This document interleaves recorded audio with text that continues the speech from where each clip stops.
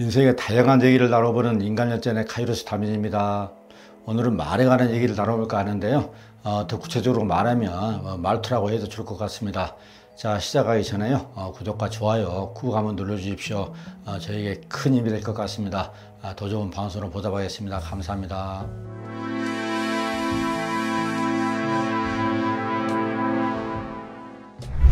우리는 늘 말의 홍수 속에서 살아갑니다. 하루도 그 쉼을 멈출 수가 없지요. 언격이 인격이라는 말이 있습니다. 말에서 풍기는 느낌이 사람의 인격을 좌우한다는 그런 말이죠. 소통이 아닌 불통은 어떤 사유로 발생하는 걸까요? 아마도 그것은 정제되지 않는 말일 것입니다. 가시 돋친 말, 감정이 실리는 말은 비수같이 상대의 가슴에 꽂힙니다. 평생 잊히지 않는 그런 감정으로 남을 것입니다. 도끼는 잊어도 나무는 잊지 못한다 라는 아프리카 속담이 있는데요. 상처를 주는 사람은 쉽게 잊지만 피해를 입은 사람은 그 상처를 평생 잊지 못한다는 그런 뜻입니다. 또 입과 혀와 관련해서 이런 또 멋진 말이 있습니다. 입은 재앙을 불러들이는 문이요, 혀는 몸을 자르는 칼이다. 이 말을 한마디로 입을 잘 다스리라는 그런 말입니다. 말조심을 당부하는 말이지요. 내가 좋아하는 말투로 상대방이 말하고 싫어하는 말투는 하지 않는 것이 좋습니다. 내가 싫어하는 말투는 상대방도 싫어하기 때문이죠. 감정이 시키는 대로 아무 말이나 하면 어떻게 되겠습니까? 뒷감당이 안 되겠죠? 호흡을 가다듬고 조금 여유를 가지고 말하면 될 것을 그 욱한 성질을 참지 못해 나중에는 걷잡을 수 없을 정도로 일이 커지고 맙니다. 한마디로 인생이 꼬이는 순간이지요. 현직에 있을 때 일인데요. 어떤 직원이 업무를 보는 과정에서 그 민원이 많이 들어와요. 그래서 제가 그 직원이 하는 말투를 옆에서 가만히 지켜보는 기회가 있었습니다. 가만히 듣고 보니까 퉁명스러운 말투, 그리고 상대방이 들었을 때 아주 기분 나쁘게 느낄 수 있는 그런 툭툭거리는 말투와 희비적인 말투, 또한 그 감정이 잔뜩 실린 말투와 같이 상대방을 전혀 배려하지 않고 말하는 것이었습니다.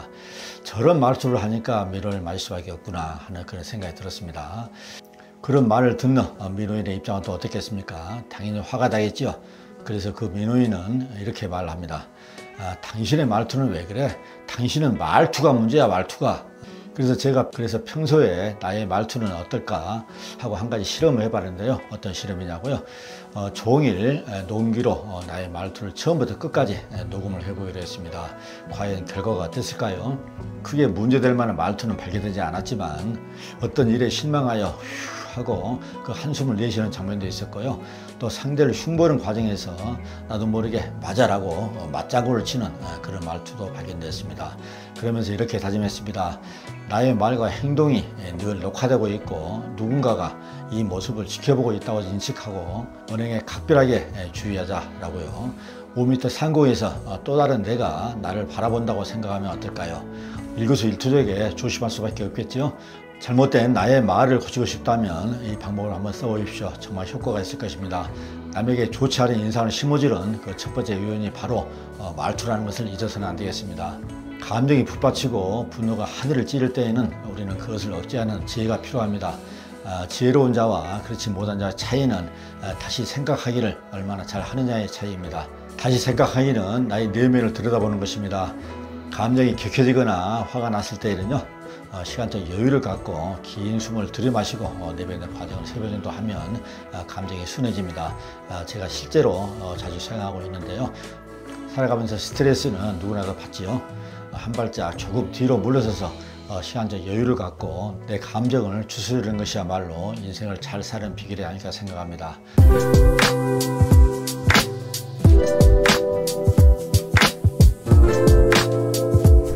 갈등에서 갈은 칡나무 갈자이고 등은 등나무 등인데요. 칡나무는 시계 반대 방향으로 이렇게 가만 올라가죠. 그리고 등나무는 시계 방향으로 이렇게 가만 올라갑니다. 이렇게 되면 어떻게 되겠습니까? 칡과 등나무가 서로 엉켜가지고 엉망진창이 되겠죠. 그래서 갈등은 모든 사정이 복잡하게 얽혀서 화합되지 못함을 비유하는 말인데요. 이러한 갈등을 겪지 않으려면 각자 대등한 입장에서 서로 다름을 인정하고 감정이 실리지 않는 말을 하는 습관을 들여야 합니다. 같은 말을 해도 듣기 좋게 하는 사람들이 있습니다. 그런 사람들의 말을 들으면 왠지 기분이 좋아지지요. 그들의 몇 가지 특징에 대해서 알아보겠습니다.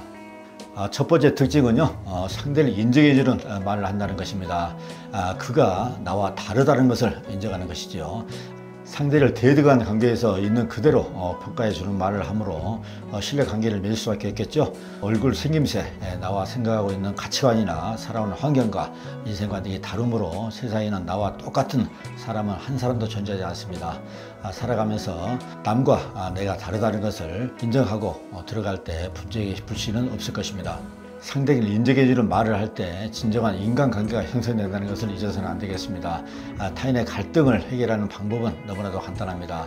너의 생각이 그러하니 난 너의 생각과 모든 것을 존중한다. 그걸로 끝입니다.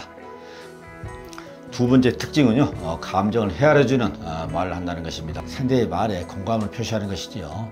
상대의 감정을 눈치채고 거기에 알맞게 감정을 읽어주면 됩니다. 상대가 몹시 슬퍼할 때 같이 슬퍼해주고, 기쁠 때 그 기쁨을 같이 해줄 때 나와 상대는 공감을 공유하는 것입니다. 공감에 관한 아주 유명한 말이 있죠. 2003년 MBC TV 드라마 다모에서 극중에 이서진이 하지연에게 아프냐? 나도 아프다 라는 멋진 말을 했는데요. 이는 인간관계에 공감의 중요성을 보여주는 예라고 할 수 있겠습니다. 내가 상대방의 마음속에 들어가 보는 것, 공감은 우리 모두를 따뜻하게 해주는 비타민과 같은 존재입니다.